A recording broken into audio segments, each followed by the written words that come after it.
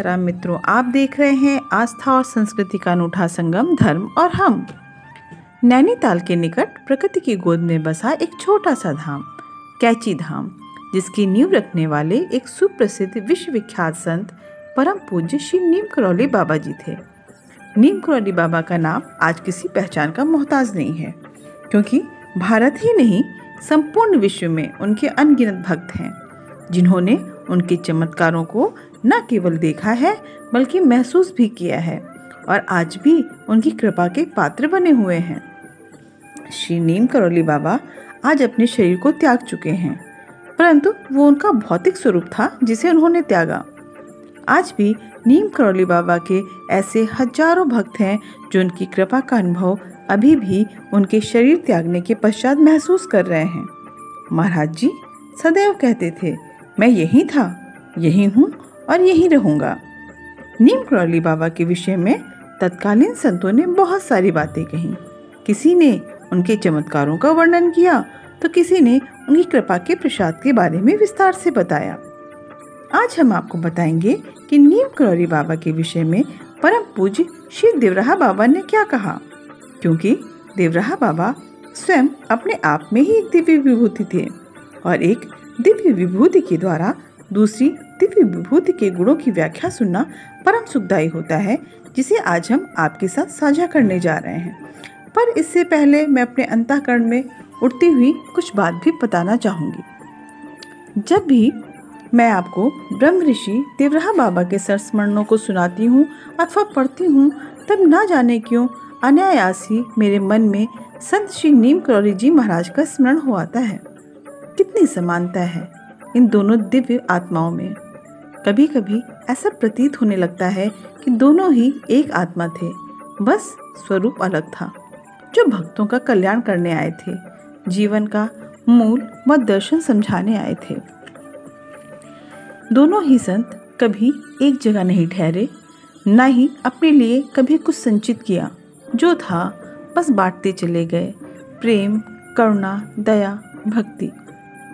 बाबा सरकार और नीम करौली महाराज दोनों ही ऐसे ऐसे स्थानों और समय पर भंडारा कराते जहाँ इनका आयोजन करना भी कठिन प्रतीत होता। संत नीम करौली महाराज ने हनुमानगढ़ का भंडारा कराया, जो तब एक निर्जन स्थान था। हनुमानगढ़ नैनीताल में स्थित है। भक्त परेशान थे कि आखिर इस निर्जन और दुर्गम स्थान पर कौन आएगा, किंतु आश्चर्यजनक रूप से असंख्य संख्या में वहाँ छोटे छोटे बच्चे आ गए, जिन्हें बाबा ने बाद में अतृप्त आत्माएं कहकर संबोधित किया था। ऐसे ही देवराहा बाबा, जिन्होंने गधों के लिए भंडारा कराया था। जी हाँ, गधों के लिए भंडारा, क्योंकि बाबा कभी भालू, कभी हाथी, बंदरों आदि के लिए भंडारे कराते रहते थे। भक्त परेशान थे कि आखिर इतनी बड़ी संख्या में आयोजन हो रहा है और ये इतने गधे कहाँ से आएंगे, किंतु आश्चर्यजनक रूप से सैकड़ों की संख्या में गधे भंडारा स्थल पर पहुंच गए थे। देवराहा बाबा ने इन्हें पुण्य आत्माएं बताया था।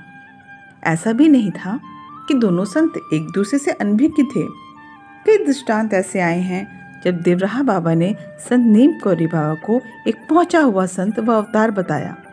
वहीं संत नीम करौली बाबा ने भी देवराहा बाबा का गुणगान किया है।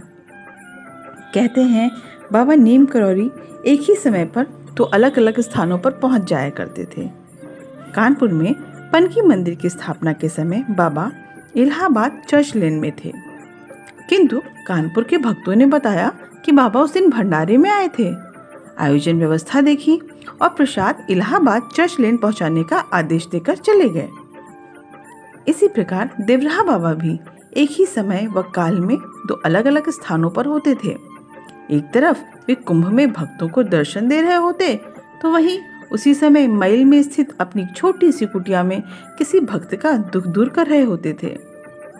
जहां एक समय तक देवराहा बाबा को लोगों ने जलेसर वाले बाबा के नाम से पुकारा है, तो संत नीम करौली बाबा को बवनिया में तलैया वाले बाबा के नाम से भी जाना है। कई बार ऐसे भी प्रसंग आए हैं जब देवराहा बाबा ने भक्तों की भीड़ के कारण जो उन्हें सर्वथा घेरे रहती थी, उससे बचने के लिए समाधि लेने का मन बनाया, क्योंकि बाबा के अनुसार योगियों को एकांतवासी करना चाहिए, क्योंकि लोगों के कारण भौतिक जीवन में योगी की आसक्ति बढ़ती है। कुछ ऐसा ही माना नीम करौरी महाराज का भी था। जब देवराहा बाबा ने नीम करौरी बाबा की देह लीला के बारे में सुना तो कहा था, बच्चा, नीम करौरी बाबा कहीं नहीं जाते। यदि लोग उन्हें घेरते नहीं, या तो बस उनकी एक लीला है। उन्होंने यह लीला ना जाने कितनी बार की है। एक अन्य मौके पर भी देवराहा बाबा ने कहा था, नीम करौरी जैसे संत कई युगों में धरती पर आते हैं। मरे हुए व्यक्ति को प्राण लौटाने की शक्ति नीम करौरी जैसे संत के पास ही है। इसी प्रकार इलाहाबाद में श्री देवराहा बाबा सरकार का आगमन सुनकर बाबा नीम करौरी ने अपने सबसे प्रिय भक्त सुधीर मुखर्जी, जिन्हें स्वयं भी दादा कहा करते थे, देवराहा बाबा के दर्शन के लिए जाने की आज्ञा दी थी और उन्हें साक्षात नारायण का अवतार भी बताया था। बाबा स्वयं अपने आप में एक दिव्य आत्मा थे। एक दिव्य आत्मा के द्वारा दूसरी दिव्य आत्मा के गुणों की व्याख्या सुनना परम सुखदायी होता है।